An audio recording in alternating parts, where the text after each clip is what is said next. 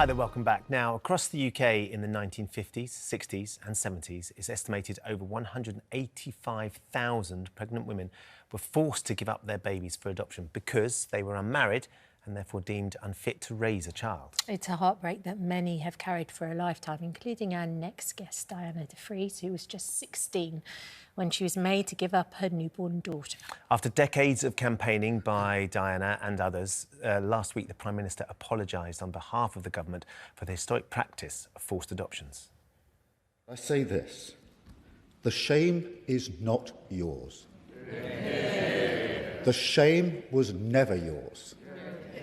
The shame is ours.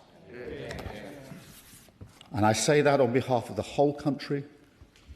I say it to every single person impacted. We are deeply and profoundly sorry.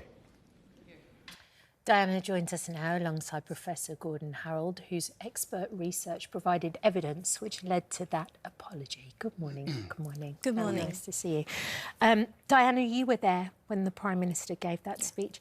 How did it make you feel? Initially, I think it was a very emotional experience because no one has really publicly acknowledged the injustice. And he did that for us. He did that for everyone affected. And it was done sympathetically, compassionately, and with tremendous consideration of the aspects of this experience and the way it affects different people.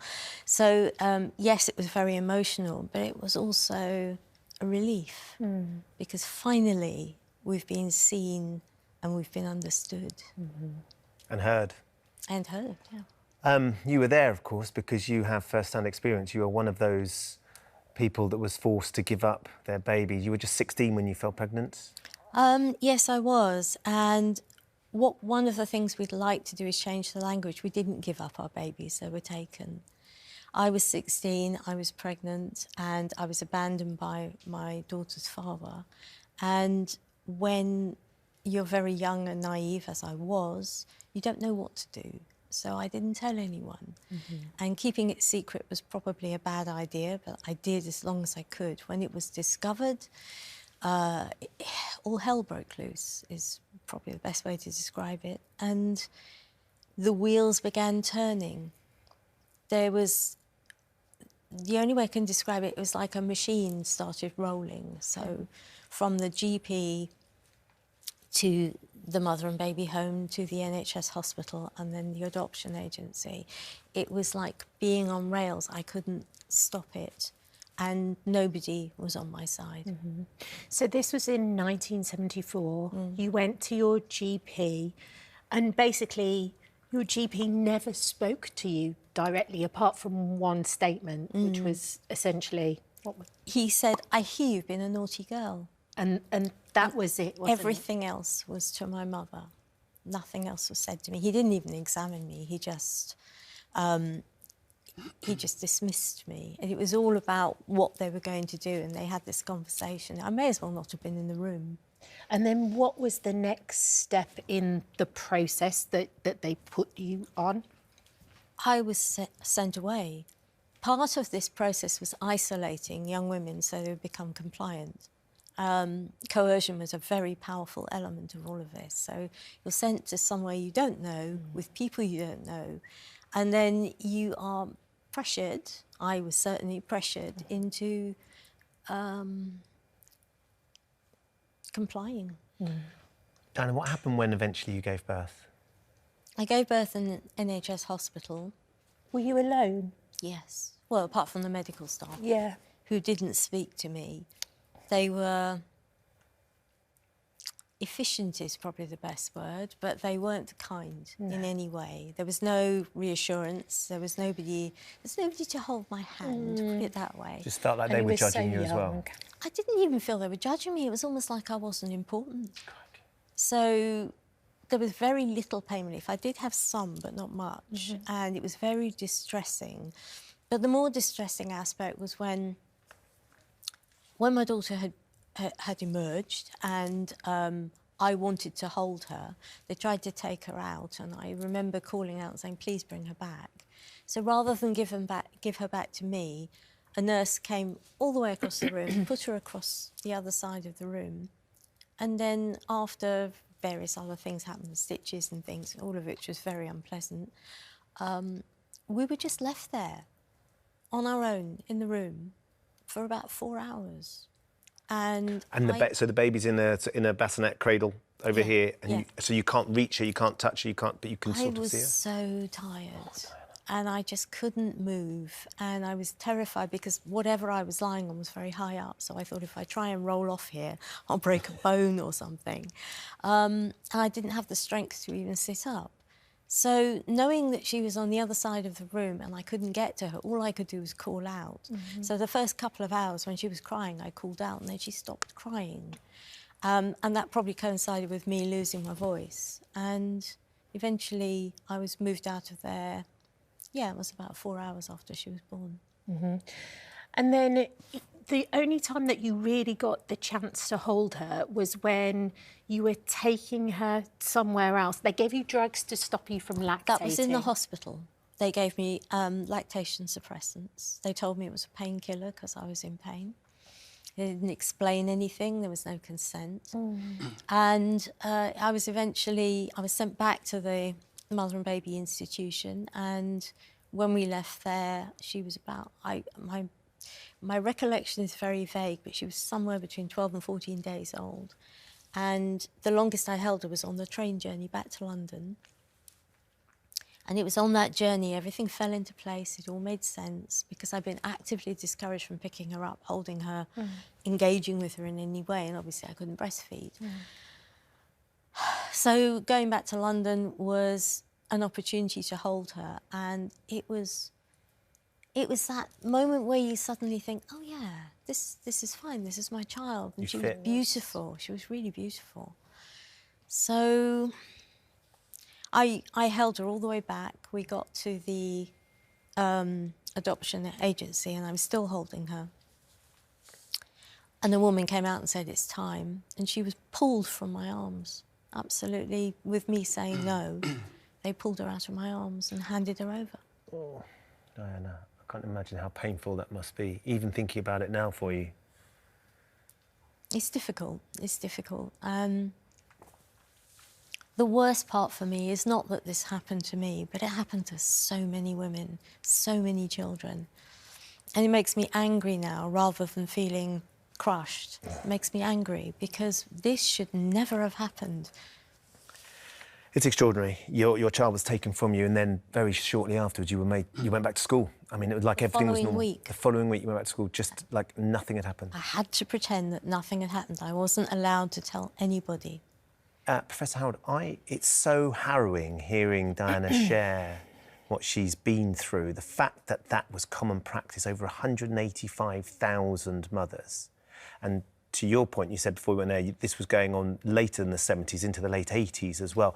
Your daughter was born the same year that I was born. I can't begin to imagine that having happened. And your evidence was instrumental with this as well. How on earth did this become a common practice? It was a systemic, engineered, coordinated process. And Sir Keir Starmer's apology recognised the state's involvement in that process. And as Diana has, so compellingly explained, research evidence suggests that between 1949 and 1976, and before and after, in that period, between 185,000 and 250,000 mothers and children were subjected to the, quite cruel and inhumane practices perpetrated by mother and baby homes, and importantly, their enablers. So if you take that upper estimate, 250,000 in that 27-year period, that's just over 9,000 mothers, children, adoptees every year. 9,000. That doesn't happen without a very, very carefully organised system. And it doesn't, it affects both lives in huge way, mentally, physically, everything. What are the statistics? The statistics are jaw-dropping, to use a term that perhaps harnesses the effect. So we know that for mothers, for adoptees, fathers and others, there was long-term, lifelong, debilitating effects, mental health problems, physical health problems. severe depression, anxiety, future relationship problems, self-harm, substance misuse, suicide. And in the case of adoptees, questions around identity, belonging, isolation, loneliness, and importantly, questions around the biological underpinnings of health and development. Genetic factors. Yeah. So what was perpetrated systemically was among the most cruel and abusive practices that post-war Britain has seen. And the apology that the Prime Minister and Helen Hayes and others who contributed just, in my view, absolutely captured what the state needed to say and how the state needed to say it. It's just taken far too long. Far too long, indeed. And it's the first step. It's the first step, which is important to say. You have met your daughter, Diana. Tell us what that was finally like when you eventually met her as a grown-up young lady. We were very fortunate. She was 18 when we met, and that's unusual, I learned later. A lot of people don't get to meet their other, if you will, for 30, 40, 50 years, and in one case, I know 63 years. So we were fortunate, and it was wonderful. And we've managed to sustain a relationship, which is also wonderful. But it's not easy because it's not the relationship it would have been, and you have to build from the ground up because you meet as strangers. So it's a challenge for both sides, and I think it's a credit to any parent, mother and child who meet under these circumstances that any of these relationships are sustained or sustainable, because there is so much work that needs doing and there's no support yet, but we have been promised it will be made available. It needs to be, doesn't it? Yeah. We have this from the Sisters of Nazareth about the former Nazareth House Mother and Baby Home in Southampton, which is now closed. Adoption practices of the past had a lifelong impact on both the mother and child, often causing great suffering. We pay tribute to those who share their experiences and those individuals and organisations who support them. We welcome and fully support the government apology for historical forced adoptions. I wonder how you reflect on that and everything that you've been through now, though, Diana. Well, I think that whatever is said now is often with the benefit of hindsight. So these statements are made because the thinking has changed, but it doesn't take away the fact that these organisations, groups, people did terrible things to people, to mothers, to babies, and they felt that they were entitled to do it. So, yes, it's good that they've responded in that way, but I think there's a lot more work to be done. One of the things I would look to organisations like that, look to ask them is, open your records, show us what happened, tell us the truth. We need to know. Yeah. And it's not just that one organisation, there are many, and we're hoping that measures that are being brought in by the government will actually allow access to records properly, so that individuals who have been denied the truth about themselves will finally be able to learn and know. It's the least they deserve. Yes, Thank you both for joining you. us and sharing your Thank story. If you've been affected by anything we've been discussing today, of course, there are helplines on our ITV website.